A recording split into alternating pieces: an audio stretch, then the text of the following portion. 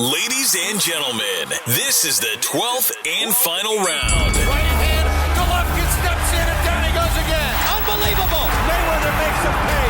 What a rookie mistake. A sensational left hook by De La Hoya. It's facts. I'm the best. You know what I mean? I don't want to believe it myself, but it's the truth. I'm the best. I'm going to show you how great I am. From Southern California, this is the Last Round Podcast. Welcome back to episode 155 of the Last Round Podcast. Thank you again for joining us, whether you're listening on Apple Podcasts, Spotify, Stitcher, Boxing Socials, YouTube channel, wherever you're at, however you're listening, we definitely appreciate it. Jumping right into it, fight reviews this past Saturday, the 27th of November from the Park Theater in Las Vegas, Nevada on Showtime. In a unification matchup for the WBC, WBO, and WBO Super Bantamweight World title, Stephen Fulton gets the narrow majority decision over Brandon Figueroa in a very, very tough fight. I saw most people pick Fulton as the favorite, and it looks like it panned out, but then when the decision was announced, I saw a lot of people who were kind of split. I would say more pundits and fans and media members leaned towards Fulton getting the W, but they weren't necessarily opposed to Figueroa getting the win. What'd you think about it, Mike? Yeah, it really was, hard to pick. Going into it, I thought Fulton would be just too skillful really for Figueroa, but really, you could have been a draw. It could have been like 1 or 2 rounds to Fulton, 1 or 2 rounds to Figueroa. It really just depended on, what type of work you like to see. Obviously, I think everybody would like to see them kind of run it back because it was so close. But I'm sure Fulton will obviously, go on to bigger and better things and try to, pick up the last remaining belts in that division. But a good fight, though. I don't think really it's one of those fights where no one really came out a loser. Figueroa technically lost, but it was that close that I think that he hasn't really dropped down the pecking order. And, I think they should really maybe revisit it later down the line. It was, a really good fight. I think Fulton was just I think his counterattacks just really won it for me. I thought he was well placed. Figueroa kind of throws a lot of punches, which kind of attracts your eye a lot and makes you think that maybe he's won the round. But I think Fulton maybe just is a little bit heavier handed, places his shots a little bit better, where Figueroa just kind of comes into range and just just throws as many punches as he can. Whereas I think Fulton, just places him technically better. Yeah, I agree. I think Fulton did land the cleaner shots. I would dare to say that Figueroa was a lot more busier. He looked busier, especially on TV and ringside. But they each landed their own respective shots, and they each, had moments throughout the fight. It was an excellent fight. And like you said, I think we would love to see a rematch. I don't think we're gonna end up seeing it right away anytime soon. I think Fulton is going to try to move on now that he has 2 world titles under his belt. Who else is at super bantamweight? And also just to mention what the scores were 114, and then 116, 112 twice for Fulton, who is now, as I mentioned, the WBC and WBO super bantamweight world champion. Who else is at super bantamweight? Is Ronnie Rios at super bantamweight from Golden Boy? Mm-hmm. You're looking at MJ Akhmadaliev. If he wants to sweep up the rest of the division, that's right. It would be a unification between those two. I think obviously at the minute MJ probably still has the rearranged fight with Ronnie Rios, and then after that, hopefully in 2022 we can find another undisputed. It was so unusual. We'd had one in how many years, and then over the last 2 years we've had we're on to 4 or 5, depending on if you count Teofimo Lopez and obviously now George Kambosos as undisputed or not, depending on whether you class their WBC or Haney's WBC as undisputed. Who would you favor in MJ and Ronnie Rios fight? Because obviously that's been rescheduled. They were supposed to fight, and then Ronnie Rios, I think, got COVID, right? Was that the matchup? Yeah. That was right there at the Honda Center, the fight we attended. Who would you tip the scale to in terms of that fight? Akhmadaliev or Ronnie Rios? Yeah, I mean, I'd have to go with MJ, Akhmadaliev. I think he's just, very skillful. He didn't look too great in his last match. He got caught a lot by the standing opponent. Right. I think his style, his movement would be a little bit too much for Ronnie, unfortunately. I mean, I'm tending to agree with you, but I don't know. You can never count Ronnie Rios out. Him and his brother Lex. I mean, look at when Ronnie Rios went up against Diego De La Hoya at the StubHub Center out here in LA in Carson, California. Diego De La Hoya went in as a favorite, and look at what happened. Look at what the outcome was. Ronnie Rios ended up taking the W, and he's had the momentum going forward. Either way, like you mentioned, hopefully we get another undisputed fight in 2022. Like you said, we haven't had too many in the history of boxing. And in the last couple of years, we've already had multiple undisputed fights. And if we have another one in 2022 in regards to, Fulton and facing off against the winner of, Ronnie Rios and MJ, aren't we missing a title? Does anybody else have a title? MJ has two. MJ. So MJ does have two. Yeah, WBA and IBF, and then okay, that's what I thought. I know that Danny Roman has been, very vocal about trying to get the winner of the Fulton and Brandon Figueroa. I don't think it's been called officially, but that would always be an interesting fight because, as we've said many times before, I always seem to count against Danny Roman, but he always seems to find a way, apart from when he fought MJ before people correct me. Obviously, he didn't beat him. But, he always finds a way to win, just that body punching, very methodical, very tactical, and it always seems to work for him. Well, it's just like how we talked about last week with Boxing Scene's Keith Idek in relation to Brandon Figueroa. Brandon Figueroa was counted out a lot in terms of being the underdog in a lot of his fights, especially his most recent fights. And even Keith Idek had mentioned, I usually pick against Brandon Figueroa, and he always ends up winning and proving me wrong. Danny Roman, would you say Danny Roman is the same to you in that regard? Like, he has a talent and he could win, but when you break it down and when you're analyzing the fight, whoever his opponent is, you normally pick against him. Is that accurate?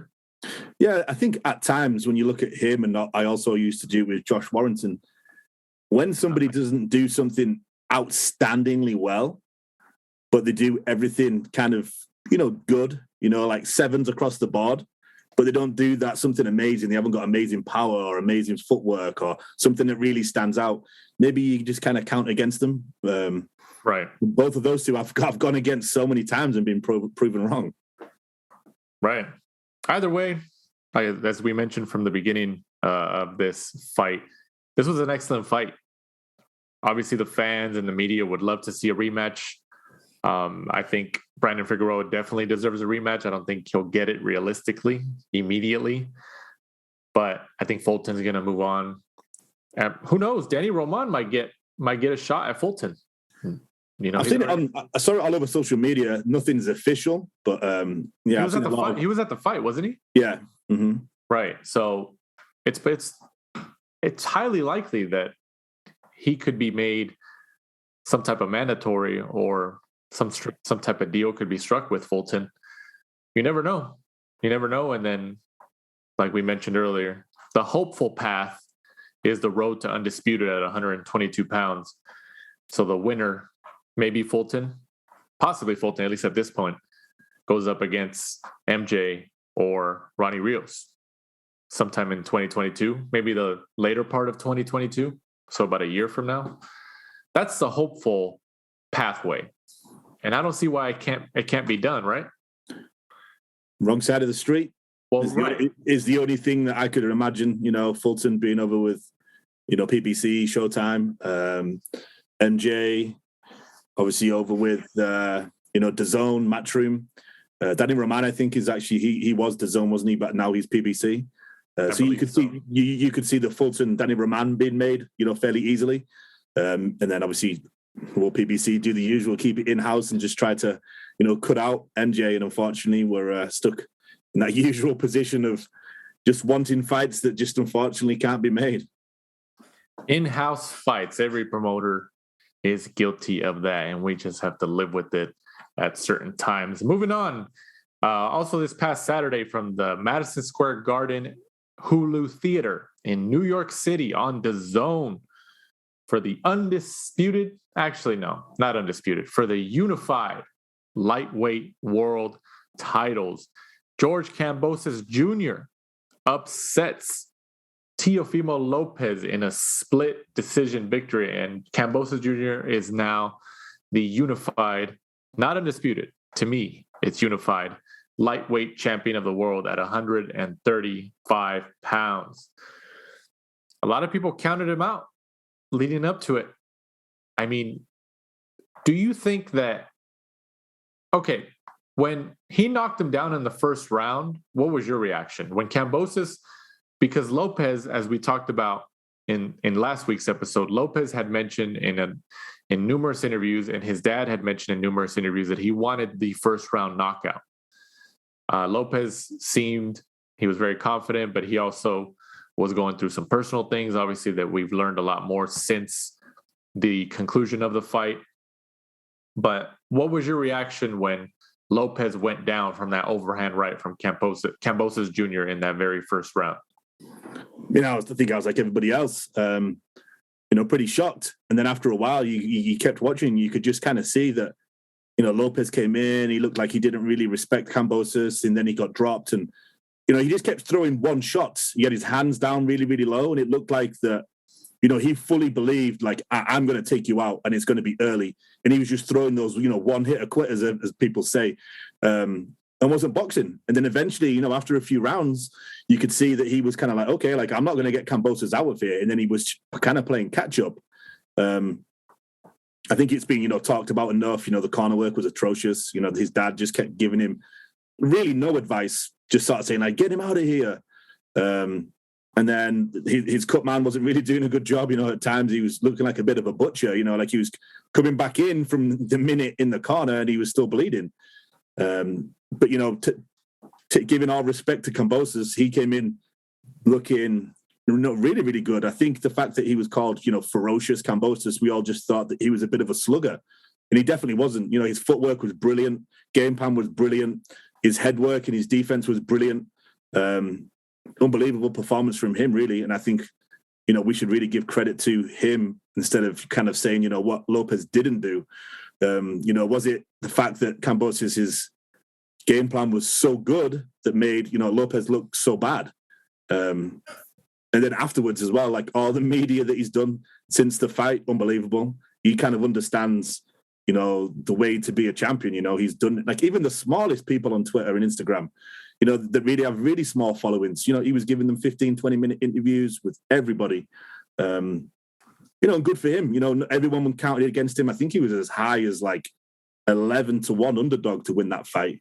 And, the interviews with his dad spoke really well, saying about how many people, friends, family, sponsors that had won money on him. And, I think he should get a voluntary, defense against somebody. In and Australia? Then move on. Yeah, I mean, you've got to give it to people like that, And I think a lot of people are thinking he's a soft touch because when he won it, how many people called him out? Yeah, Haney, Ryan Garcia. That's the first thing I thought of. It's just like, well, he just beat Teofimo Lopez, the guy that none of you were really calling out, essentially. Who beat Lomachenko that nobody wanted. Yeah, and now you're going to call out the guy who's beating the guy who's beating the guy? Right. I don't know. I may, it's also maybe like because Kambosos he doesn't really have an exclusive agreement with any one promoter, does he? No, he was kind of promoted by Matchroom for a little while, and then reading between the lines. Well, not reading between the lines as such. When in a couple of interviews with the father, he literally spoke about working with Matchroom for fights in Australia. So I'm assuming they have a really good relationship. He isn't actually signed to anybody, but his dad was, pretty much saying that that's like what they were going to do. And obviously Lou DiBella's worked with Eddie Hearn, how many times. No, right. I mean, that's true. So Lou DiBella is technically his promoter. But Lou DiBella is not really tied to any one major promoter. And I mean, look at who called them out, who made the most noise: Ryan Garcia and Devin Haney, who are DAZN fighters at the moment. And they see, and then De La Hoya even put it out there. I think he tweeted something about, Ryan Garcia would beat or would, should fight George Kambosos. That was all planned. I mean, obviously to these promoters like Oscar De La Hoya or even Devin Haney, who also has his own promotional company, we can't forget about that. They saw, okay, new champ, he's not aligned to any one broadcast partner or one major promoter. It's easier to make the fight with him. With somebody like George Kambosos, who now has most of the titles at 135 pounds, there's essentially no sides of the street with him because he's kind of like a free agent in a sense. So it just depends. I mean, I was really surprised that when he knocked him down in the first round, I was very surprised. And but you could see like Lopez was trying to get that first round knockout. He seemed so determined, likely because he kept reiterating that fact in interviews. First round knockout, especially his dad. His dad was also, blowing the horn on that too. And I feel like he tried so hard to get that and to make that happen, to create that outcome, that he got caught. And he never really found a rhythm. I mean, he got a knockdown, I believe, in the 10th round to Kambosos, but it was a knockdown, but it wasn't the same type of impact knockdown that Kambosos got Lopez in the first round. It was a great fight. I was entertained by it. It was a very entertaining fight. Lopez was obviously upset at the end. He thought he won the fight. It was kind of interesting because when he got there, he was a favorite for the crowd. The crowd was cheering him. But by the end of the fight, they were booing him. And it looks like they essentially booed him because he didn't give the credit to George Kambosos Jr. But, I mean, what a fight. I mean, and look at DAZN and Eddie Hearn. They lucked out. They were able to get that fight and broadcast it. After the whole debacle with Triller and rescheduling it multiple times, like 6 or 7 or 8 times. And then they defaulted with the IBF and what have you. And then Triller goes away and Eddie Hearn and DAZN pick it up since they had the second highest bid. It was an entertaining fight. I would love to see it again. It looks like Kambosos Jr. was open to it, but Lopez has already maintained following that fight that he can no longer make 135 pounds, so he's going to 140. So I think this is the last we've seen of Teofimo Lopez at 135 pounds. And he's moving up to 140. And let's just see what he does there. Don't be surprised if Pedraza's fighting Ramirez.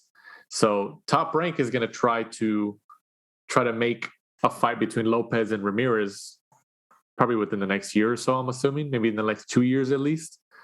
But it was also interesting. I don't know if you saw the interview before you give your take. Teofimo Lopez Sr. was giving an interview after the fight to Seconds Out, Radio Raheem. And it was very odd because he was touching on the fact now we can't say that we're better than Floyd Mayweather, because we got that one loss. Floyd's going to say, oh, well, you have a loss. I don't understand why I understand a lot of fighters and young fighters and, especially the young fighters, they look up to somebody like Floyd Mayweather, Manny Pacquiao, because that was their era. They grew up watching those types of fighters. So you want to emulate them in terms of their career, in terms of, the money they draw, the ratings, how they fight, the excellency in their boxing skills. But it was so odd to see that he he stressed that for his son. He's like, now we can't say we're better than Floyd Mayweather. It's like, what does that have to do with anything? I'm fairly sure that Floyd Mayweather isn't sitting there saying, oh, this kid Teofimo Lopez is catching up to my legacy. I don't think that's happening. But I mean, they have a goal, but because he said that in that interview, obviously that affects them, which is very, very interesting. And then his dad was then talking crap about DAZN, saying we should have never left ESPN and Top Rank. Top Rank are the people who love us. DAZN pretty much sold us out. You know, I don't know. I don't think he said that exactly, but pretty much saying we should have stayed with Top Rank and ESPN. They're the ones who love us, when they were the ones talking crap about them during the last year, that they didn't want to get, that Top Rank and ESPN didn't want to pay them. And now, because they didn't get the outcome that they wanted, they're saying, oh, we're, you know, forget DAZN. We're going back to Top Rank and ESPN, after somebody like Bob Arum has already talked negatively about that fight. Like, oh yeah, you know, they made the third lowest bid in that purse bid. His own promoter. It was Top Rank in third place, Matchroom in second, and then Triller in first. If that doesn't really tell you, and they wanted money. I mean, they thought Eddie Hearn was like, oh, you know, we can pay you. And, you know, that's what they wanted. They wanted to make multi-million dollars. And then his dad also said in that interview with Radio Raheem that we're going to go back to ESPN. We're going to have 2 pay-per-view fights and then 1 regular ESPN fight at 140 pounds. That's very, very interesting to hear. You know, I mean, they have the mentality. They still have the mentality that I think the kid can come back and regroup. I really can. He's young enough, you know, as long as all the personal problems that he's going through, as long as he can kind of get a hold and a control of his life in terms of his personal matters. Because I think him and his wife, who he just had a baby with, I think they split up. So I'm sure that wasn't easy. That was on his mind, and some other stuff. And, you know, it seems like I feel like he's Jojo Diaz 2.0. Because remember, Jojo Diaz kind of went through the same thing last year after he won his first title in February of 2020. He met a girl. They got together. He was really happy, had a baby. I think that relationship also didn't end up working out, you know, and Jojo Diaz aired out his grievances on Twitter and on social media a lot. I mean, anybody can go see that. You know, he posted a lot of things behind his personal life. And, you know, and then he missed weight, so he lost his belt on the scale. I mean, I feel like Teofimo Lopez is in that same path. You know, they were on such a high, and, you know, they try to embrace all this lifestyle, all this money and everything. They try to do all this that they felt they could do in terms to elevate their lifestyle. And, you know, they hit a brick wall, and, you know, it's affected their health and their mentality. But I mean, what do you think? And, you know, do you agree that the whole Jojo Diaz, Teofimo Lopez maybe have similar pathways right now in terms of how their lives have turned out? Yeah, I mean, you touched on a lot there. Yeah, I would definitely agree with that. I mean, very similar in terms of, you know, Jojo Diaz, you know, was briefly with, you know, Joe Diaz as his coach when he won the IBF title. Obviously, Teofimo was briefly kind of working alongside Joe Gamache. And then obviously he went back to his father, same as Teo did. And obviously, you know, having the child and the girlfriend and, you know, going through all that. And then, you know, Teofimo being very young, you know, pretty much kind of, you're living your life on social media. You know, when you become as big as he did, as fast as he did, you know, in the boxing world. And then touching on, you know, moving up to 140, he's kind of actually in the best place in terms of the promotion, because you've got Pedraza, Zepeda, Jose Ramirez, Josh Taylor, all 140. So, and pretty much all of those would be really good matches as well. You know, Zepeda, me and you are big fans of Zepeda. I think Zepeda-Lopez fight would actually be an excellent fight. Zepeda might beat him, actually. Yeah, you know what? I'm leaning towards Zepeda. If it's anything like that performance, then Zepeda would touch him up, I think. Yeah. I think you're right. I think Zepeda would be the favorite in that potential matchup. Yeah, I think now Josh Taylor's kind of like, it was kind of very respectful of him. He didn't kick him whilst he was down, and I think now Teofimo's hype it's not gone, but it's not what it was, obviously. I don't know whether he'd want to, stay around at 140 to fight him. I think, Josh Taylor's probably going to go up to 147, fight Crawford. Taylor's a big guy for 142. He's a tall, big guy. I think you were probably right. I think Pedraza, Top Rank, do kind of use him now as... Yeah, but he's fighting Ramirez in February, right? Yeah, I think Ramirez will probably beat him, and then I think I could see Teofimo coming back and fighting someone like Pedraza. But he won't fight Pedraza. They Top Rank would.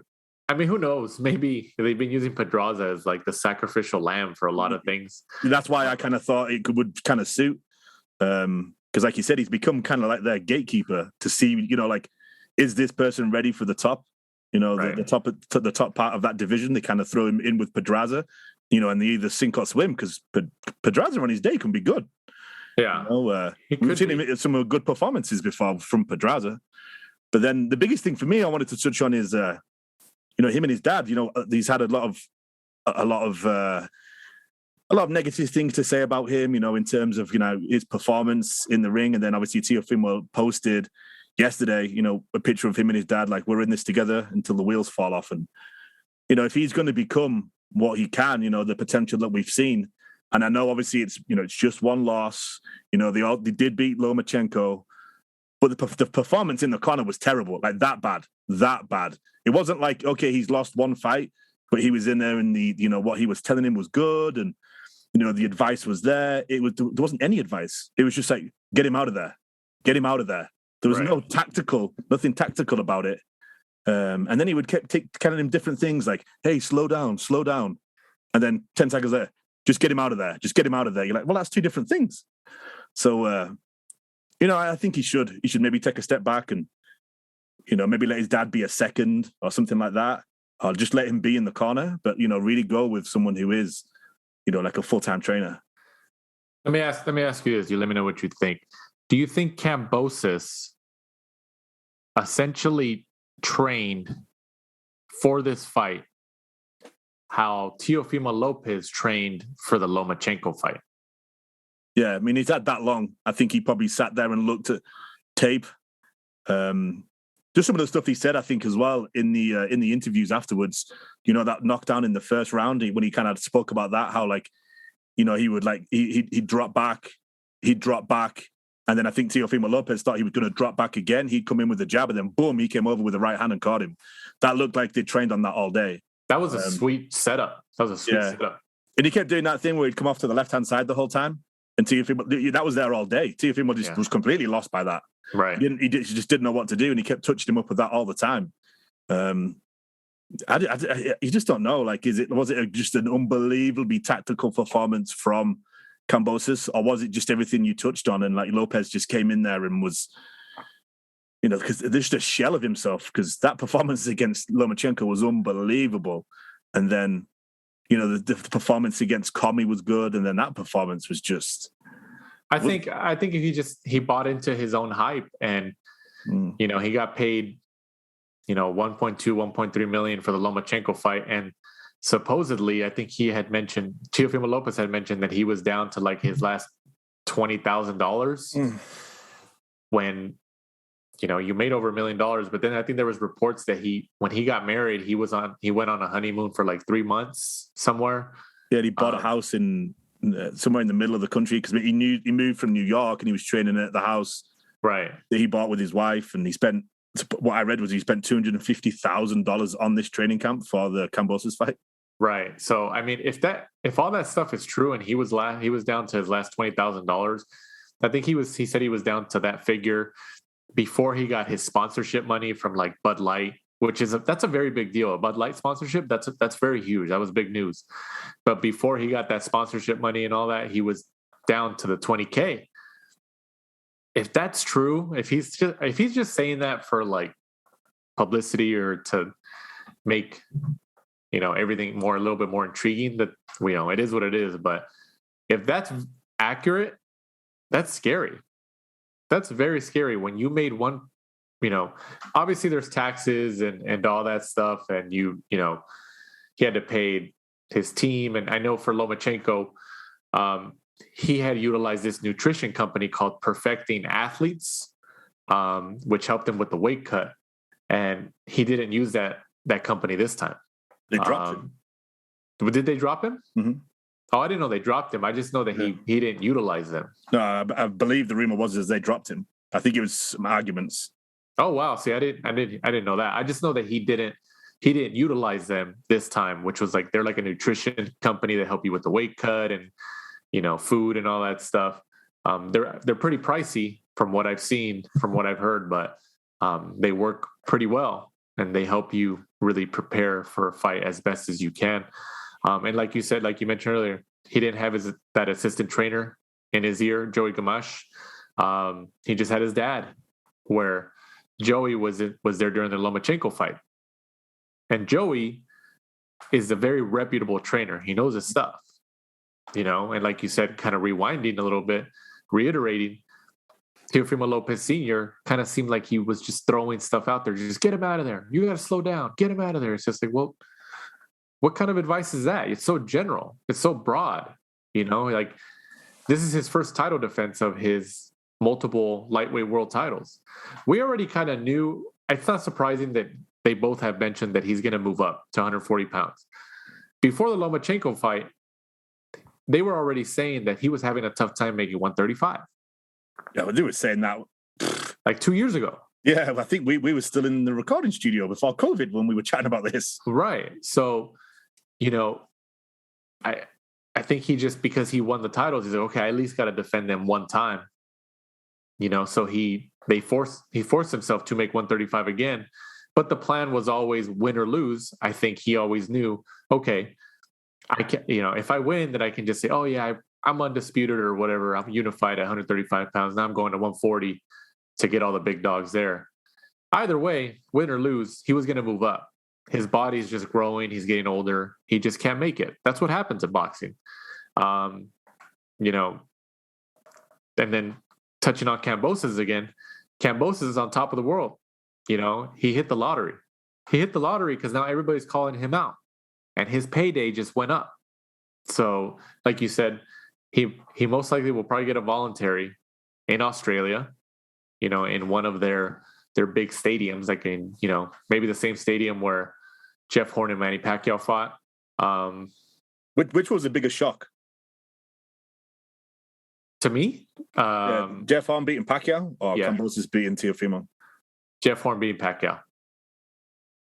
Because I watched that fight, and I still don't understand how people give it to Jeff Horn. I really don't. I know some people after a while are like, oh yeah, I could see it. I could agree with that. Like, I still don't agree with that. I'm on the same boat as Tim Bradley was on that day when Tim Bradley called him out to his face. Jeff Horn was on the side of the ring in that little post-fight interview with the belt over his shoulder, and Tim Bradley's just like, I don't believe you won this fight. And he just looks at him like, oh, okay.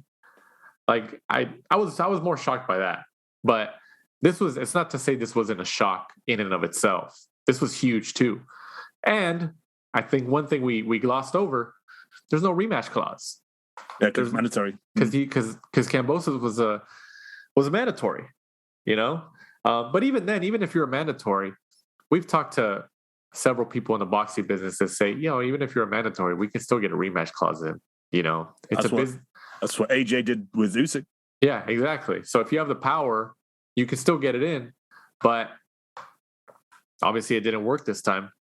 There was no rematch clause, but I don't think it matters anyways. I think that's how, I think that indicates Lopez's future plans already. He's like, okay, well, why do we need a rematch clause when I know I'm not going to stay at the weight anyways? I'm going up to 140. So he's going up to 140. Let's see how he does. I think throwing him in there with, like you said, Zepeda, Ramirez. If Taylor stays there, which he probably won't, he'll probably move up. Arnold Barboza. Barboza's there. Yeah, Barboza's at 140. That's, I think he kind of threw his name in the mix too. He was tweeting about that fight, or if Lopez moves up to 140 or whatever. It's a good setup there. There's a good little round robin you can have of fights there. So, and then Kambosos, him beating the guy who beat the guy. He's also the Ring Magazine champion as well. We forgot to mention that. So now you got like Ryan Garcia, George Kambosos, Devin Haney, JoJo Diaz, Tank Davis, Lomachenko. You still got a deep, deep class of popular, high-level lightweights at 135 pounds there. You really do. Do you think we touched on obviously Kambosos not having any TV deal, any promotional deal apart from Luke DeBella? Do you think that Floyd, Leonard Ellaby, Espinoza get together and they're like, hey, we can take Kambosos. Let's just pay over the odds and get all those belts on Showtime. They'd be smart. You don't think that all these promoters at this moment, now that Kambosos has won, you don't think they're going to approach him and say, hey, come to us? Because they want all those belts. Mm-hmm. Imagine, honestly, if I was Floyd Mayweather, Al Heyman and Leonard Ellerbe and all them, if Tank Davis, which we'll touch on his fight in a few minutes, he's fighting this upcoming Sunday at the Staples Center in downtown Los Angeles against Isaac Cruz. If Tank Davis wins on Sunday, which he's likely to win, he's the favorite, he should win. If I was Floyd Mayweather, PBC, Showtime, Steven Espinoza, I would definitely make an offer to George Kambosos. Why not? Why not? Like, oh yeah, Tank Davis. Yeah, let's get him in there with him. Let's make a unification matchup. You do good numbers. It would do great numbers because Davis has already shown that he gets ratings. He really has. Whether people like it or not. And that's what Mayweather Promotions cares more about than they really do titles, is they care that Davis is a star and that he draws money. That's their world title. Obviously, fighters want to be that. They want to be a draw because it increases their paycheck. But Mayweather Promotions, Leonard Ellerbe, Floyd Mayweather, they're not shy about saying, yeah, Tank Davis is a star. He doesn't need any world titles. People come out to see him. He sells out arenas. I mean, I think it'd be a very idiotic decision not to pursue George Kambosos and offer him money. It's like, you talked about Jeff Horn and Manny Pacquiao. Everybody knew when Jeff Horn got the, in quotation marks, the win over Manny Pacquiao, everybody knew that Top Rank's plan was to feed him to Terence Crawford. Jeff Horn got a voluntary defense in Australia, got some people out there, and then in his next fight in Las Vegas, fought Terence Crawford and lost. Everybody knew that. Everybody knew the expected future plan once Jeff Horn won that fight. Everybody knew. I'm telling you, if Espinoza and Showtime and Mayweather Promotions can make an offer to Kambosos and have Kambosos come fight on Showtime pay-per-view against Tank Davis, and Tank Davis ends up winning and gets all those titles, what a turn of events. How the turntables. What do you think? Is that realistic? You think it'll happen? They better make an offer. I'm telling you right now, they better. I think so. I think, all the people that, that have a chance of fighting him, Haney, Davis, they're all hard fights for Kambosos. Even after that performance, I don't think he necessarily goes in as a favorite, to be honest with you. So if I was him, I would just take, the biggest money. Have a nice voluntary over in Australia, and then, take the Davis fight, which will probably be the biggest pot of money because of the amount of money that Showtime have. And not cash out, but, right. It's a risk. They're all risky. So why not take the most money, for the highest? It's probably the riskiest fight actually out of all of them, fighting Davis. Yeah, I think Davis, it's Davis and Lomachenko who are on top of that. Yeah. On top of that class at 135 pounds, easily. I don't think anybody should dispute that. That's why they fight. They fight for money. Right. So why not take the biggest pot of money, which I think will be Gervonta Davis on Showtime? Oh yeah. I think everybody knows that Gervonta Davis is a cash cow at 135 pounds. Even at 130 pounds. Maybe 142. Yeah. I think that it seemed like George Kambosos and his team are very, very grateful to DAZN and Eddie Hearn. So I think that they will be working, if you ask me, unless Showtime offers him a boatload of money, I think he's going to work with Eddie Hearn and DAZN, who will also pay him pretty handsomely. and they'll give him one voluntary defense in Australia on the zone. And then Eddie Hearn is going to try to make the Devin Haney fight, assuming Devin Haney beats Jojo Diaz. And if for some reason Jojo Diaz wins on Saturday, this upcoming Saturday, against Devin Haney, I mean, there's obviously going to be a rematch, but let's just say Jojo Diaz wins a rematch as well. Golden Boy and Oscar De La Hoya are going to try to make George Kambosos and Jojo Diaz. I'm telling you, there's so many potential outcomes here at 135 pounds. It's made everything a lot more intriguing, a lot more exciting at this weight class. So I'm excited, man. I'm excited. Everybody was already excited when Teofimo Lopez defeated Lomachenko, who was the man, arguably the pound-for-pound fighter in the world in that weight class. But now, with Kambosos getting the upset win over Lopez, and Jojo Diaz and Devin Haney fighting on Saturday, and then Gervonta Davis fighting on Sunday, you got a majority of the lightweights at 135 pounds who are fighting in the span of a week or so. You know, this is great. This is great because they're all kind of on the same schedule right now. It's just who comes out on top, you know. But Kambosos, man, kind of going back to him. Congratulations to him and his team on the win. He's obviously very excited, like you mentioned. I think we give him a lot of credit, especially us as media who have a lot of guests on and a lot of fighters, a lot of personalities, a lot of writers, promoters, and stuff like that. We give a lot of credit to George Kambosos for doing a lot of media after his win. He did a lot of YouTube media. He spoke to a lot of writers. That was excellent.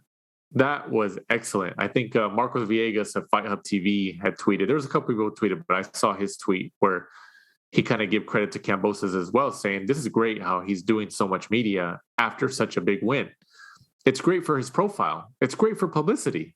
It can only help. So, yeah, Kambosos is the top dog right now in terms of the titles, you know, at least in terms of like people are after him now. I think everybody has a good spot right now in the lightweight division, except Ryan Garcia. He needs to get a fight. You know, he's not going to get Kambosos right away. You know, he needs to first jump in there and get a fight and fight somebody. But yeah, what a would you say upset of the year for this fight? Oh, there's been a few, haven't they? It just might be. I think everybody was overlooking him, especially when you looked at the betting odds as well. Right. Yeah, I mean, because of the fact that he was unified or undisputed, however you want to look at it. Yeah, in terms of prestige and maybe even the ease of it made it even more shocking. Right. Because he kind of schooled him. It wasn't just like a lucky one punch that knocked him out. It was a nice setup.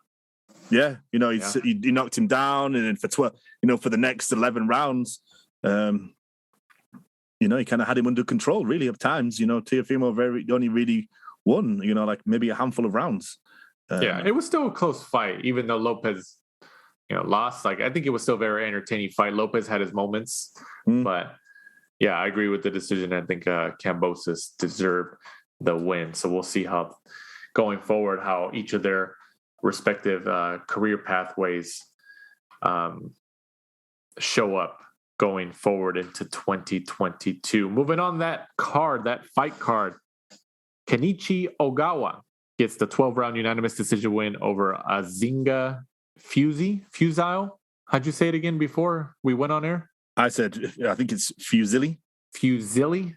I could be completely wrong, but that's we're hoping that's right. One of those pronunciations, we're hoping one of those is right.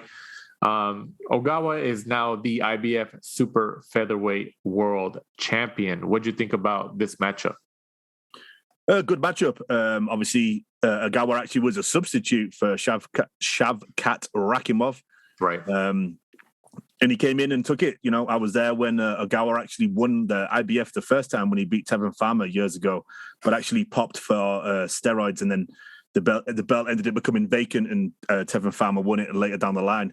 Good performance from him. He really just comes in and kind of just throws a lot of punches, like overwhelms people really with his fitness. And then, going from there, going forward, it's a good division. It's kind of surprising that these two were really kind of, the top two for the vacant IBF in the super featherweight division. You think there would have been some bigger names, right? But the IBF are kind of consistent where you kind of... They're the most consistent. Yeah, true. Yeah, they are the most consistent, that if you keep winning and fighting under their titles, that you will eventually get a shot. So you really have to respect that. Right. Moving on, fight previews this upcoming Saturday, the 4th of December, from the Copper Box Arena in London on BT Sport. Lyndon Arthur, 19-0, goes up against Haney-Diaz, 21-2. What do you think about this matchup? Great matchup. Obviously, this is a rematch from when they fought during COVID. I'm trying to think when it was. The start of the year? Was it the start of this year that they fought? When Lyndon Arthur came in, and it kind of really shocked a lot of people. I think obviously Haney-Diaz had the better pedigree in some respects, because he'd obviously fought Kovalev for the WBO title in August 2019. So I think people thought that he was going to go in there and beat Lyndon Arthur, who hadn't really got anywhere above British or Commonwealth level. But in my opinion, I always thought Yard had really fought nobody. He just fought a load of nobodies up until skipping the domestic scene, and then just scoring a lot of points, getting a high ranking with the WBO. I don't know why I said Joe Joyce. That was Daniel Dubois. Yeah, right. And then obviously fighting, Lyndon Arthur, it showed that maybe the reason that he decided to skip the British and the Commonwealth level was because he wasn't really good enough. I'm hoping that, he kind of comes in, puts a little bit more effort in, because to me, it's kind of all show. He throws a few punches and then just stand backs, kind of admires his work a little bit. And then obviously he's got, Tunjay Jai in the corner, which really stirs up more problems than he kind of solves, to be honest with you. He's one of those trainers that really wants the limelight more than the fighter. And I think Haney-Diaz really should have stepped away and found somebody else. Because when you see Haney-Diaz actually interviewed, by himself, he's actually, intelligent, speaks really well. Right. And then when he's kind of around like Tundi, there's all that, lions in the camp, and all that sort of stuff. And like Charlo. Yeah, he doesn't really need that sort of thing. But he decided to stay with Tundi, and, only time will tell. We'll see this weekend whether he's learned from that performance, because Lyndon Arthur really controlled him just with a jab for the 12 rounds, really won quite convincingly. Right. I'm looking forward to this matchup. I think I'm hoping it lives up to my expectation. Be a nice early morning fight for us. It's actually on BT Sport, and it's on ESPN Plus, I believe. Exactly. For us over here, yeah. Gives us some early morning fights to look forward to. Have some breakfast, some coffee over here in the United States, and watch some good boxing. Saturday is going to be a good, pretty decent day of boxing all over the world here. Running off that card, Hamza Shiraz, 13-0, goes up against Bradley Skeet. This is for the WBO European Super Welterweight title. What a mouthful that is. And also this upcoming weekend as well, this upcoming Saturday, the 4th of December, from the MGM Grand Garden Arena in Las Vegas, Nevada, once again for the WBC Lightweight World title. Devin Haney, 26-0, goes up against Jojo Diaz, 32-1-1. As we know, as our listeners know, as boxing fans know, Jojo Diaz was originally supposed to fight Ryan Garcia with a couple months ago, but then Ryan Garcia had to pull out of the fight for some personal reasons, and then there was a lot of banging the drum for Jojo Diaz and Devin Haney to go after each other, and then they started going after on Twitter, and they made the fight. How often do we see that? In this day and age, in the modern day and age of social media technology, when these fighters are going after each other on social media saying, oh yeah, I'll take you, or send the contract or something. These guys, Jojo Diaz and Devin Haney, Golden Boy and Matchroom respectively, actually followed through with it. They followed through with it and made this fight. Do you think do you think this is a more competitive fight than Jojo Diaz, Ryan Garcia would have been?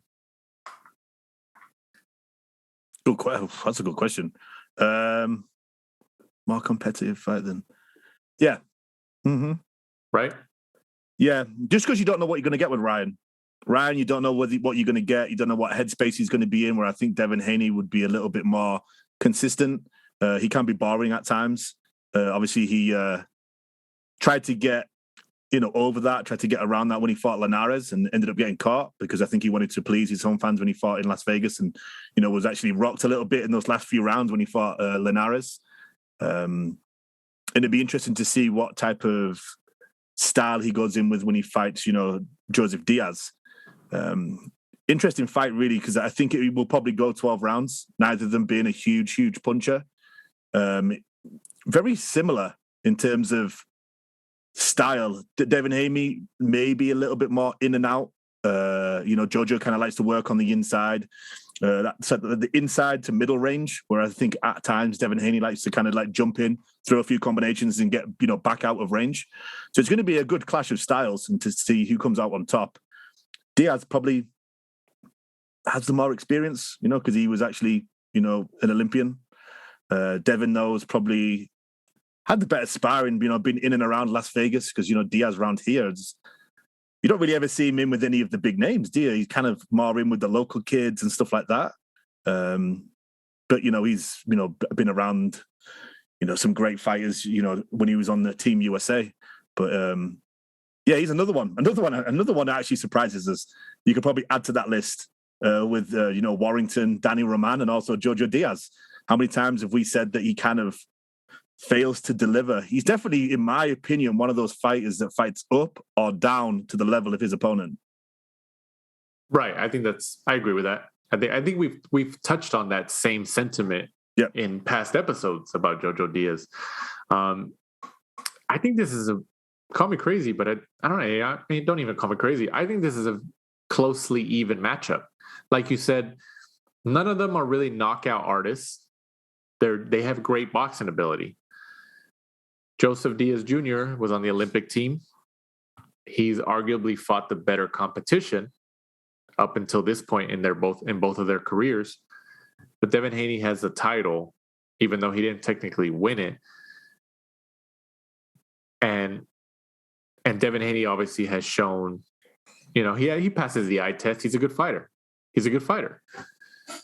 I think this is a close fight. I think this is a very close fight. It's hard for me to really pick who's going to win. I really don't know. I really don't know. Diaz has been looking better since he's gone up in the weights. I think. I don't know. I feel like the last couple of days I've leaned towards one, and then I think about it more, and I lean towards the other. If you're asking me right now, as of this moment when we're recording this week's episode, I'm leaning towards Jojo Diaz. I'm still waiting. When you hear from people like Zab Judah, a lot of the professionals that have been in and around, all of the big gyms, been in and around like Mayweather's gym and all the big gyms in Las Vegas, and they all say that Devin Haney is the truth. He is that good. And I sit there and I think, we need to see it. When's it going to come out? When's Devin Haney's Shakur Stevenson's performance? After that performance against Jamal Herring, we were okay. Shakur's the real deal. In my opinion, we're still waiting for that from Devin Haney because he didn't have it against Linares. Right. But it's also, can you really blame Haney? He's kind of been ostracized in the 135-pound division. He hasn't really been able to get a significant name since he's gotten that belt at 135 pounds. This is his first, I would say, legitimate opponent in terms of the credit that he would get. If he can beat Jojo Diaz, I think a lot of people are going to give him credit, which I would be one of them. Yeah, because I would agree with that, because Jojo Diaz is probably in his prime, right? When he fought Linares and he fought Gamboa, they're on the other side of the hill. They're coming down the hill. They're kind of cashing out as the gatekeeper. They're selling their name. Right. So, I think it's a good matchup. Eddie Hearn has mentioned in multiple interviews over the last couple of years that he's tried to get Devin Haney to, marquee matchups. Supposedly, he said it. I know Leonard Ellerbe and Mayweather Promotions have said that when Rolly Romero was replaced, I think Eddie Hearn, or I don't know if it was Devin Haney or somebody from that team, had mentioned that they made an offer to Mayweather to have Devin Haney replace Rolly Romero, and then Leonard Ellerbe got upset at the question and said nothing was made. And obviously we hear that multiple times from promoters, like, oh, there was no offer, no contract was ever sent, or it's not real, and they get all upset. Fuck Eddie Hearn. Yeah, I was on that call. I was on that Zoom call for that Gervonta Davis, Isaac Cruz Zoom kickoff press conference. So I was there watching that feed. But like I mentioned, this is a great matchup. This is a great matchup. I don't think we're going to see a knockout because we know that both of these fighters aren't really knockout artists, but they have great boxing ability. And when you have two great boxers, you can see a very tactical fight. A very tactical fight, which is it's a very, very, like, I could see a fight like this in terms of being so tactical, in terms of boxing skills, like you could show, like, once it's over, assuming it would turn out the way it does, you can show a fight like this to like up and coming fighters who are training, because both of these guys are great boxers. They don't have the power in their punches that some other fighters do, but they can each take shots. Jojo Diaz has shown that he could take a shot, and he has great placement of his punches. So does Devin Haney. I'm looking forward to this matchup a lot. This is one of my favorite matchups of this year, 2021. And it's another fight where we're looking at, fighter and father in the corner again.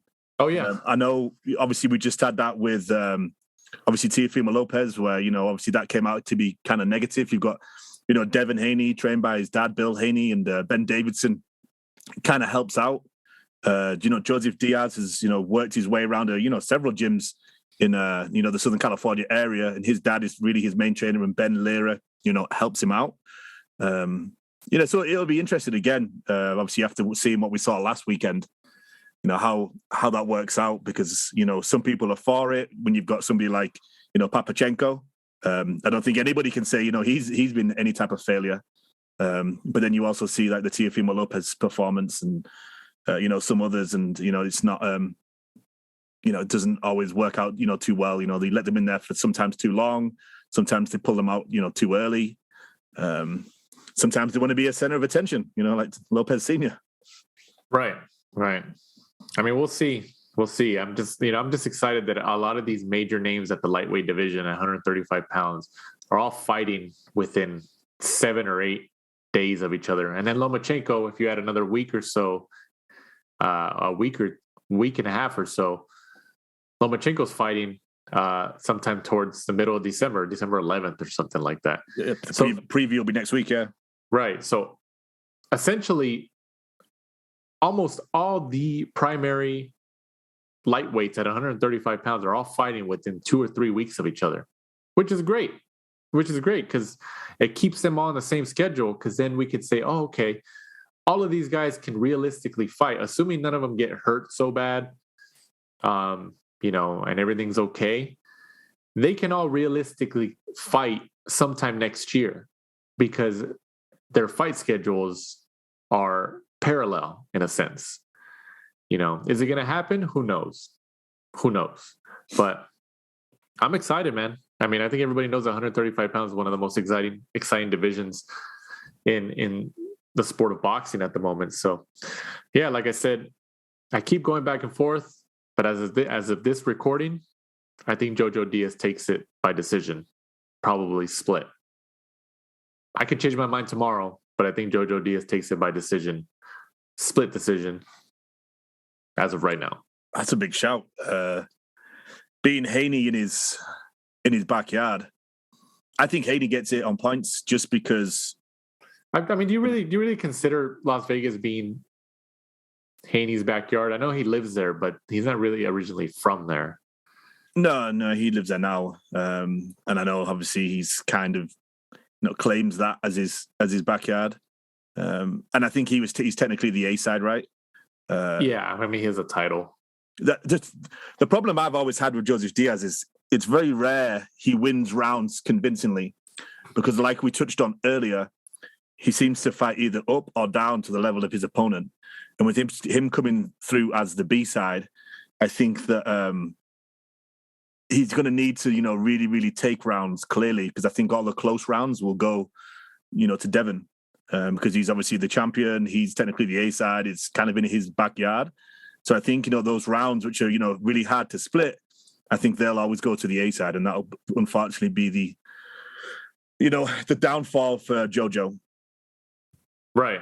Yeah, you're right. I could see that happening too, but I don't know. Either way, on paper, this seems like a great matchup, and I'm definitely looking forward to it. And you got, I mean, we're going to touch on it in a second, but you got Gervonta Davis the next day on Sunday, a rare Sunday card at the Staples Center in Los Angeles. Or from Las Vegas, you go to Staples Center, and see how that works. Also on that card, Jessica McCaskill defends her WBC, WBA, IBF, WBO, and IBO welterweight world titles against Candy Wyatt. Montana Love returns at 16-0-1 against Carlos Diaz, and Filip Hrgovic goes up against Amir Armatovic. Did I say that right? Yeah. What's your take on Hrgovic? I know we've touched on him before, but what's your overall take on him? I think he's good. I know a lot of people, talk about him on the heavyweight scene. He struggles to get fights. Eddie Hearn said in quite a few, I think it's IFL TV interviews that, and Carla Sauerland, as well, has said this, that, I think he's looking for somebody to fight for the IBF mandatory spot. And I think they went down the top 15 opponents and nobody would fight him. So this is why I think this is for like the IBF International or something like that. But he's looking for an opponent to decide who the mandatory is going to be. And, some quite big names like Charles Martin and all these others have actually rejected fighting him. So that must be for, a reason. He looks, good, talented, big, strong. I wouldn't have said he's like a bit, a flashy boxer, but he obviously is, punches hard, and nobody wants to fight him, and that must be for a reason. Right. Yeah, he's definitely got some heavy hands. This upcoming Sunday, the 5th of December, as we mentioned, from the Staples Center in downtown Los Angeles, California, on Showtime pay-per-view, Gervonta Tank Davis, 25-0, goes up against late substitution Isaac Cruz, 22-1-1. This is for Gervonta Davis's WBA regular lightweight world title. As we mentioned earlier, Rolly Romero was the original opponent, but then he had some legal troubles. So Showtime made the decision to replace him and pull him out of that event. And then Isaac Cruz fights under the Manny Pacquiao Promotions banner. He's been shown a lot with Sean Gibbons, who is the president of Manny Pacquiao Promotions. Isaac Cruz is actually shorter than Tank Davis, which is very, very rare because Tank Davis is a very short guy. He packs a punch. He can fight. He hurts people. But yeah, Isaac Cruz is actually shorter than him. Isaac Cruz is a Mexican, so hopefully we get that Mexican flair behind his fight. But I think that this ends in a knockout, maybe within the first 5 rounds, and I think Davis takes it. Maybe they'll call out George Kambosos, since Kambosos is essentially not tied to anybody exclusively. Or maybe they won't even call out anybody. You know how Mayweather Promotions, Zenner Ellerby, and Gervonta Davis are essentially. They say, "Oh yeah, we don't call anybody else. We're the cash cow. We don't call anybody out. They call us out." Yeah, well, technically that's true. I mean, Jojo Diaz. I think Devin Haney has already mentioned it before, but Jojo Diaz has said that if he wins on Saturday, he wants Tank Davis. He has said that. And I was like, oh wow, okay. I think he knows, well, Tank Davis probably make him the most money. And Tank Davis is arguably the biggest threat at 135 pounds. What do you think about this matchup, and who do you favor? Good matchup. Cruz has been in there with some names. He fought Diego Magdaleno a couple of fights ago, and he fought ex-world champion Francisco El Bandito Vargas last time out, which was actually... That was at 130 pounds, though? 135, yeah. Oh, that was a 35-pound fight? Yeah, he beat him on points on June 19th of this year. So obviously getting that big win over ex-WBC champion, obviously got him this fight with Gervonta Davis. It's actually a good standing fight. Rolly Ramirez would have been a good fight just for the shit talking, heavy-handed. This is a more competitive fight. I can agree with that. I think Cruz is a better all-round boxer than Rolly. Rolly's just heavy-handed and unorthodox, right? In my opinion. Right. He shouldn't really be a world champion anyway. He lost that fight, but he was obviously the A side and managed to pick it up on points. So right, yeah. Let's see how this goes. Yeah, I do agree that it's a better competitive fight than Rolly Romero Davis was. So that's good. As a boxing fan, I think we should appreciate that. I wasn't aware that Cruz was coming off a win over El Bandito. Francisco Vargas. Yeah. I wasn't aware of that. So that actually makes it a little bit more interesting. I still think Davis knocks him out. I just think Davis he's one of those guys. He's like Terrence Crawford, where when he has you hurt, that killer instinct to finish the fight is real. That's real with him. Terrence Crawford, guys like that, Canelo Alvarez, they have that finishing instinct, that killer instinct. When they see that you're hurt, they finish it. So that's why, that's a marquee skill to have. So yeah, I think Cruz gets knocked out. And then, Davis goes on his way and see what happens in his next fight. I really hope they don't try to make a Rolly Romero fight again. If Rolly Romero's legal troubles in some reason or another end up going away and, no charges filed in terms of that whole situation, I don't think anybody wants to see Davis and Rolly Romero fight. Nobody wants to see that, and then this is also a pay-per-view fight. So it's very interesting. Another one. Right, exactly. There's been a lot of pay-per-view fights the last couple of months, the whole year, but the last couple of months. It's also going to be interesting to see how this performs. I think they were already going to have a tough time with Rolly Romero because Rolly Romero is not known. He's not known. He just sells though because of his mouth. Yeah, but even that, it doesn't. This is going to be a tough one. If he hits 200,000 buys, that's actually very impressive. Very impressive. Yeah, because he's done it literally on his name recognition alone. Right. So, and then he's shown, a lot of celebrities have shown to come out to his fights, like in Atlanta, and now they're in Hollywood. So there could be a lot of celebrities who show up to this fight in Staples Center. You think we'll get LeBron James? And I don't know. No, LeBron James is actually, he's having some issues with COVID currently. So from what I've read. So yeah, even if he was planning on attending, I'm sure he's not going to attend now. But yeah, we'll see. We'll see how everything turns out. But like I said, big weekend of lightweight fights, especially in the last couple of weeks. Going to be an excellent. Jesse Vargas will be there. Jesse Vargas will probably be there. Yeah, Jesse Vargas will probably be there. Moving on that card, Sebastian Fundora, the 6'6" welterweight fighter, 17-0-1, goes up against Sergio Garcia, 33-0. This is actually a good fight. It's a good fight. What do you think? What's your take?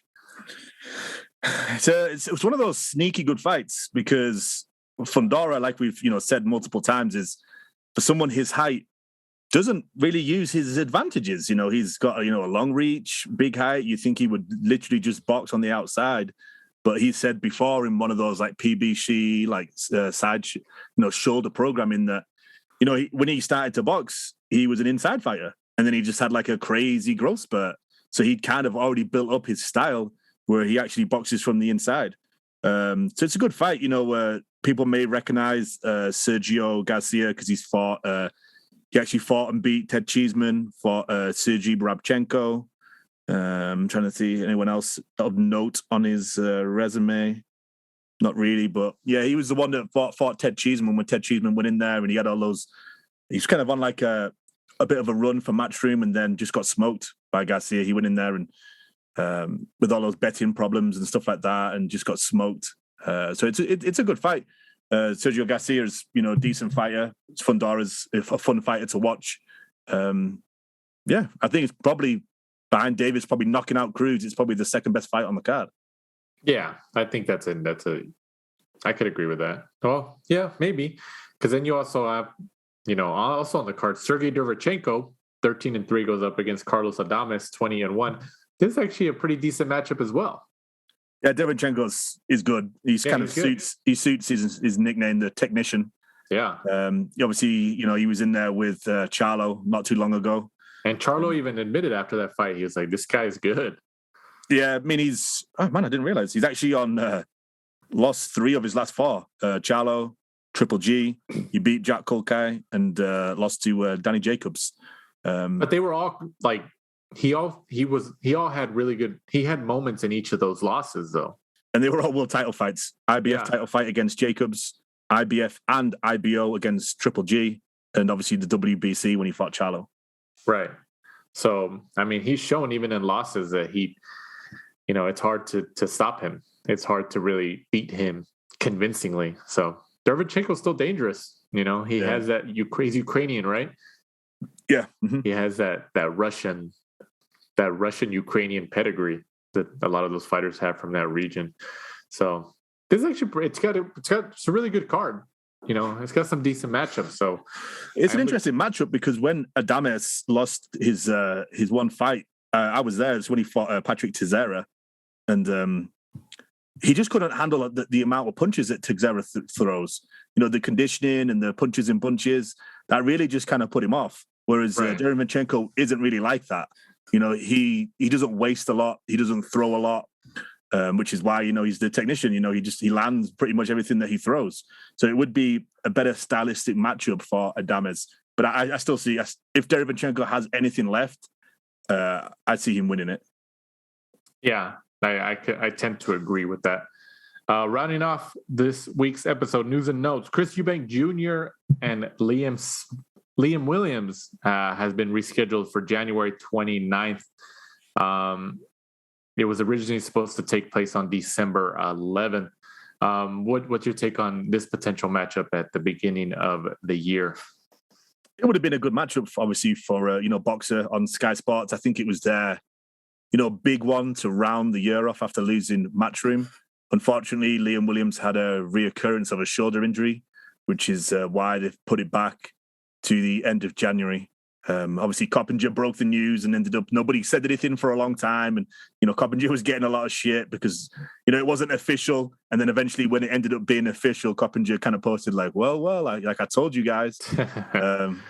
So that's what happens in the boxing game. That's what happens. Yeah. It's a good fight for the British fans, big British dust up to start the year. It's disappointing we didn't get it, in 2 weeks' time. Right. But, we'll get it eventually. It's around the corner. It's still pretty close. You talk about big British fight, British dust up. It's happening. After all these years, I believe I saw something along the lines of they first faced off sometime in 2011, I believe. And now they are fighting. That's right. The world awaits. Amir King Khan and Kel Special K Brook is finally official for February 19, 2022. After years and years of all this talk between both of them, back and forth, they will finally square off in the ring in February 2022. I saw like a nice tidbit that said that because people were saying, oh, these guys are over the hill, they're done. Mayweather and Pacquiao were both older than them when they fought. but both of these guys are younger. I'm hoping, people are still going to watch. Even the people who are talking smack about it, they're still going to watch it. Mm-hmm. And it's probably going to do pretty well in the UK, right? Interesting to see, what it does in terms of numbers, because Eddie's kind of said, like, hey, like, I think Sky and Boxer gave them an offer. I believe Kell-Brook's dad, who is his manager, turned up at a DAZN event and told Eddie, like, hey, this is what they've offered us. If you match it, we'll come with you.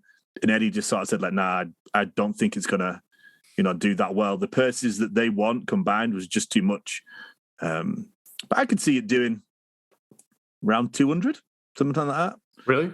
I'm sure it's going to be like $20. I think 20 pounds. Yeah, sorry, 20 pounds. My bad. I lived over here for too long. Yep. In terms of the fight, I think that they're both over the hill, but they're both over the hill. So it's kind of fair, right? If it's like, when they fought Crawford, you've got Crawford pretty much at his peak. Khan's on the other side. He gets smoked. Kell-Brook fights Khan, gets knocked out by a jab.